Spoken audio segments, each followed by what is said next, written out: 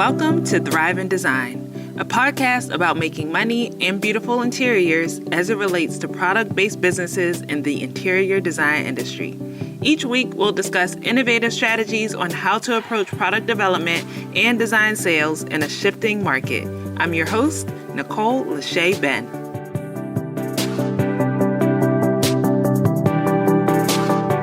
All right, we are back. Hello. This is Nicole here, the CEO of the Revamping Design and the host of the Thrive in Design podcast. I'm so excited to have you here once more.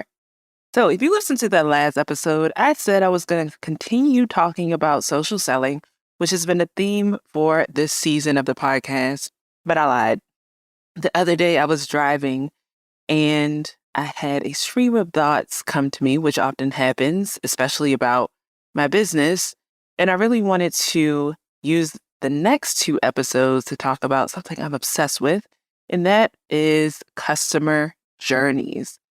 So a part of what I do over at Thrive in Design, other than really honing in on helping interior product companies increase their brand awareness and revenue, I really believe that in order to increase your brand awareness, in order to increase your brand revenue, it really all comes down to mastering the customer journey, aka a designer's experience with your brand. And at Thrive in Design, I bring that all back to my proprietary method, or the Thrive in Design proprietary method, which is called A.C.E, the journey. So if you're familiar, a customer journey is essentially the experience that a customer has with your brand from the moment they learn about your brand, when it comes to specifications, to the moment they specify your product, to the moment that product is purchased, sent off, and installed in a project, right? And so when it comes to acing that journey, it really ties back into really perfecting that journey or mastering it. And the word ace kind of reminds me of acing a test, right? You wanted to do your best. You wanted to get that A or A plus and get the best of it. So I fused that together and came up with this proprietary method called A.C.E, the journey, because that's exactly what you want to do when it comes to mastering your customer journey and mastering that experience that a designer has with your brand. So A.C.E is actually an acronym, and it stands for A, being appearing, C, consulting, and E, executing. I have a full episode about this proprietary method in season 1 of this podcast. So if you want to go back and listen to what that's all about, definitely do that. Or if you want to get a deep dive introduction to our proprietary method, I encourage you to head to training.thriveindesign.co. Once a month, I do a free 1-hour training to talk about our method and how it applies to interior product companies and how it can allow you guys to thrive. But just a quick introduction to this, ACE really poses different research questions that you should start asking yourself about your customer journey. A, appearing, as I mentioned before, is how is your company appearing in the market, right? So that's our brand awareness stage. C, for consulting, how is your team consulting designers on their projects? E, executing, how is your company executing the sale, right? That last part is really bringing the sale across the finish line and making sure everything goes smoothly, especially when you put in all of that work in the beginning stage of the design process to make sure you land that specification.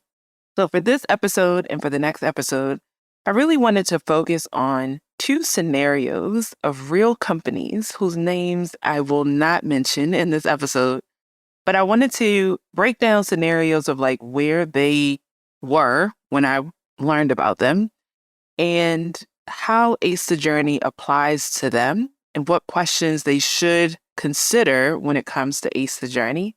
And so as you're listening to these scenarios, make note, maybe you might relate, maybe your company is aligned with these experiences. And then I want you to just listen to the questions that are posed based on the A, the C, or the E of A.C.E the journey. All right, let's dive into scenario number 1, and I'm just going to call this Company A. So, Company A has been in business for 20 years, and they are well known to offer a luxury interior product. Designers come to them because they have nice designs and textures that they haven't seen in competitors. Company A participates in all of the big industry trade shows, and they have a small following online. If you mention their company name to a designer, the designer immediately knows the brand. However, Company A has a 2.5-day training for new sales reps. During those 2.5 days, different leaders of the company share the history, product information, and overview of internal systems, and the basics of using their CRM. The sales reps are able to gain a basic familiarity with sales tools and how to install the sales tools in a design office because, yes, the rep needs to take actual tools like a hammer, a drill, all the things, to a design firm to install the racks on a wall. Company A also doesn't give any background knowledge to the new rep on the territory that they are taking over. The rep is expected to figure out the territory on their own quickly and for sales to thrive quickly. Okay, so that's the end of scenario 1 for Company A. So when it comes to ACE the Journey, how does this company score? Well, I didn't create a real scoreboard or pass-fail system, but I really just wanted to break down what to pay attention to when it comes to ACE the Journey and the acronym that you have now learned here on this podcast. A, right? So A was appearing in the first part of ACE the Journey. So Company A, I guess I could have named that company a different letter considering we're talking about an acronym right now, but let's keep going. So for appearing, they have mastered this part of the journey, right? They are masters of their brand awareness. When the designer hears about their brand, they immediately know what the brand is all about, what they have, and the differentiating factor of that brand, right? So A, that part of the journey, they really have down pat. And then C, which I'll mention in a moment, that's the part that needs to be improved upon. And then E, they've also mastered this. So I didn't mention this in the scenario, but E, for executing the sale, this company has direct distribution. So their corporate headquarters and their distribution center are in the exact same place. They keep everything in stock at their distribution center. They're not distributing through other distributors around the country, for lack of better words. So they can easily pull stock when an order comes in, put it in a box, and ship it nationwide and internationally fairly easy, right? So their system for executing that sale is good to go unless they get a huge order for like a hospitality project or a multi-res project that's going to be more than their average size order, which would create a longer lead time, but they also have systems in place to make sure that that goes smoothly as well. Okay. And they're also managing expectations so that if an order comes in that is bigger than normal, they have already told the designer or the mill worker or what have you up front that this is the lead time if it's a larger order. Okay. So Company A has mastered A, appearing, and E for executing an ACE journey. What they need to improve on is C. How is their team consulting designers? And they need to improve upon this because they only had a 2.5-day training for new reps, right? And they typically get new reps every couple of years. That new rep might have familiarity with the industry itself, but not so much familiarity with that territory or with the product line that they are now representing. Okay. So if you can relate to Company A, these are some questions that you can consider asking yourself and asking your team as you are looking to improve the C, consulting stage of your customer journey. Number 1, how might we improve onboarding training to better equip the sales reps for success? And these next 3 questions are actually going to be how might we questions. And I like to use how might we questions because they are a crucial part of the design thinking process and invigorating and jumping into innovation, especially when it comes to creating new strategies, new products, and how you're putting them to market. So the next how might we question would be, how might we aggregate information from each territory and create a strategic sales plan, right? A lot of the times with interior product companies, you're relying heavily on your rep to be the face of your brand and to be the know-it-all, really, of that territory, what's going on in that territory, who are the top players and specifiers in that territory, what projects are going on and everything, right? So you hope for the rep to put all of that information into your CRM. But more than likely, there's so much information that can't even be captured in a CRM because there's so many accounts, there's so many projects, and the rep likely will keep information in their head just because they're moving so fast on a day-to-day basis, right? So what happens when that rep leaves with all the information in their head? Maybe they go on to a new opportunity. Maybe you got rid of them for some reason and you need to tap into that information. So you can ask yourself that question, which I'm going to repeat again. How might we aggregate information from our territory and create a strategic sales plan? And heavy on the strategic sales plan, right? Because maybe you trained that rep for that 2.5 days and you said, all right, go out there, go make sales, go get specifications without a strategy behind it. Without that full strategic sales plan on like, okay, what is that sales rep's first 30 days going to look like? 60 days, 90 days, the first year? What are the goals for how many projects we want to land specifications for? What are the goals for how many projects we want to close? Is there a dollar amount that is tied to that? Right. So that's what I mean by strategic sales plan and how you're going to also inform that rep on what exactly they're walking into so they're not walking in blindly. The next how might we question is, how might we create ongoing support between headquarters and leadership and the sales reps who are out in the field, right? So yes, you've trained them, you've sent them on about their merry way, but what does the ongoing support look like? Do you have regular meetings? Do you have regular check-ins? Do you have ongoing training that offers support? And have you asked your sales team what the support look like for them? Because you want your sales reps to go out there, feel supported, feel like they have all the knowledge and the tools that they need to fully represent your brand, and that when they get questions in the field that they know how to answer or know who to go to internally to get those questions answered. So that's all of the how might we questions for that first scenario. And the last thing, like to put a cherry on top, would be like, how can we actually outsource installation for someone other than the reps to take in a hammer and a drill to a design firm to install our sales tools? I mean, that would be ideal if we want to throw that one in. But I understand you're trying to save money. All right, that wraps up the first scenario. Now let's dive into the second scenario here with Company B. Right? I should have renamed these, but bear with me. All right, so here's the next scenario. Company B has also been around for 20 years and is a family-owned business. When the new CEO took over, they completely rebranded the company and skyrocketed sales. Instead of having an internal sales team, they partnered with a rep agency to land specifications and grow sales. That worked very well for the company. However, Company B had a product that could only be fully experienced in person. And this is an interior product. Keep that in mind. An image or a detailed drawing of this product would not do it justice. And a sample of their product was at least 30 pounds or more. And on top of that, their target market is New York City, where the reps are often in and out of taxis and on and off trains. In addition, this company has a high turnover rate in their manufacturing facility. And with increased demand for their product, it's hard to have the quality that they articulate to their clients. All right, who can relate to that? Or I wonder if your brain was going so far on like what part of the journey for ACE the journey have they mastered and which part can they improve upon?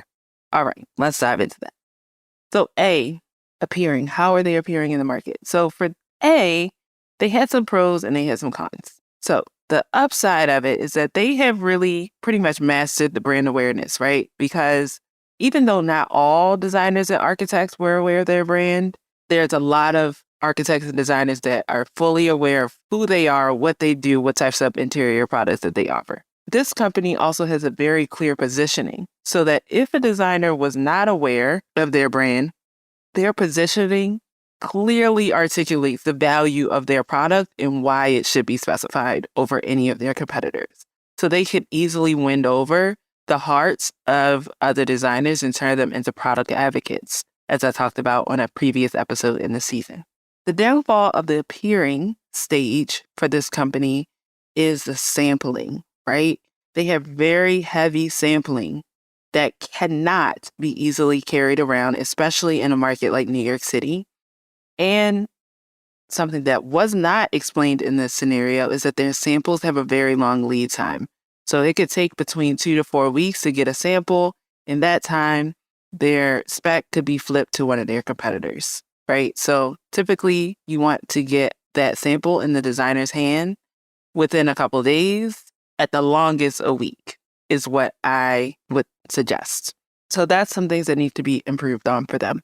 Of course, there's limitations on their sampling, right? Their samples will always be heavy, but maybe they could consider how the samples are carried around, consider how their reps are moving in and out of taxis and on and off subways. How could that sample easily be carried around? And I'm stepping ahead of myself before we go to our how might we questions.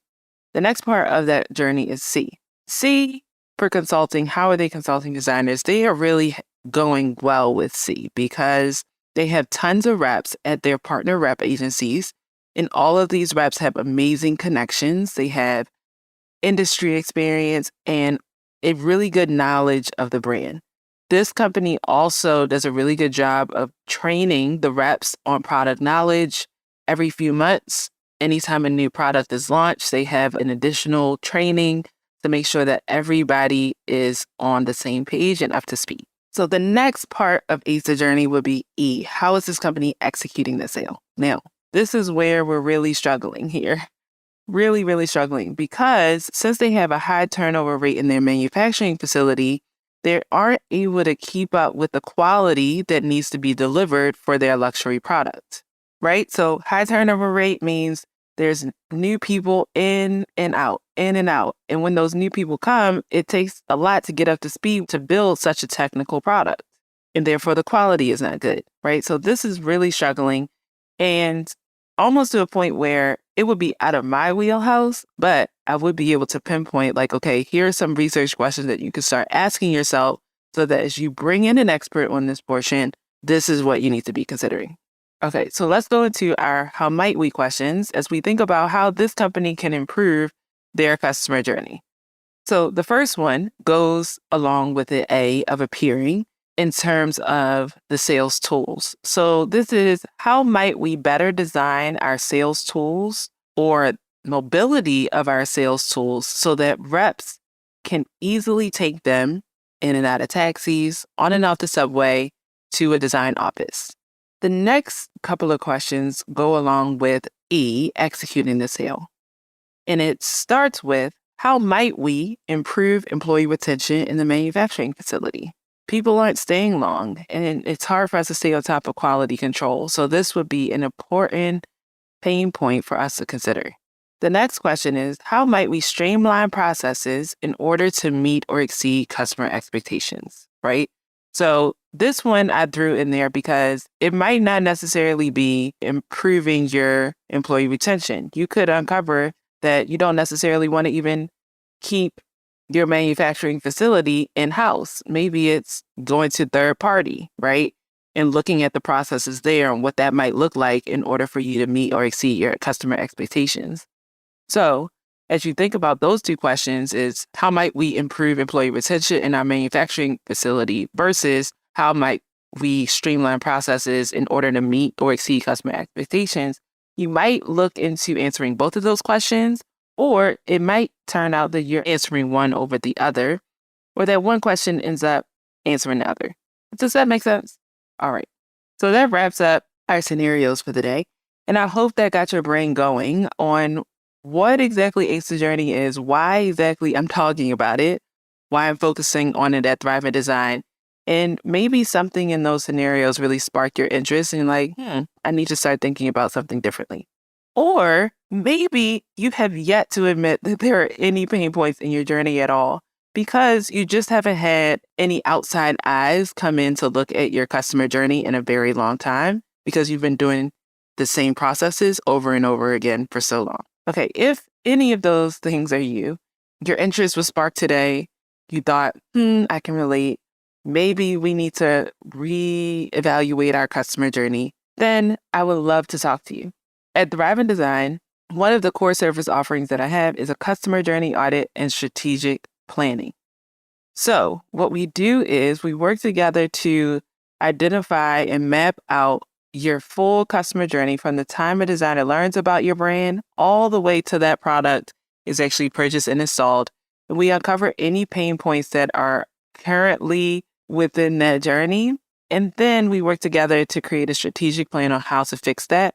And there's also an option for ongoing support as your company is implementing that internally or bringing in outside teams to fix these problems. All right. So again, I hope that was helpful today. I hope you enjoyed this episode, and I can't wait to talk to you and I can't wait to partner with you. If you're interested in scheduling a consultation to hear more about that customer journey audit and strategic planning, head over to thriveindesign.co, scroll to the bottom, and go ahead and schedule your consultation. And I look forward to chatting with you. All right, everybody, talk to you soon and see you in the next episode for more scenarios on Ace the Journey. Thanks for joining us this week on Thrive in Design. Be sure to follow us on Instagram at Thrive in Design. And for more strategies on how your product company can innovate in the interior design industry, head to training.thriveindesign.co. As always, subscribe to the show to catch every new episode and leave us a review so we can continue to create captivating content. See you next week.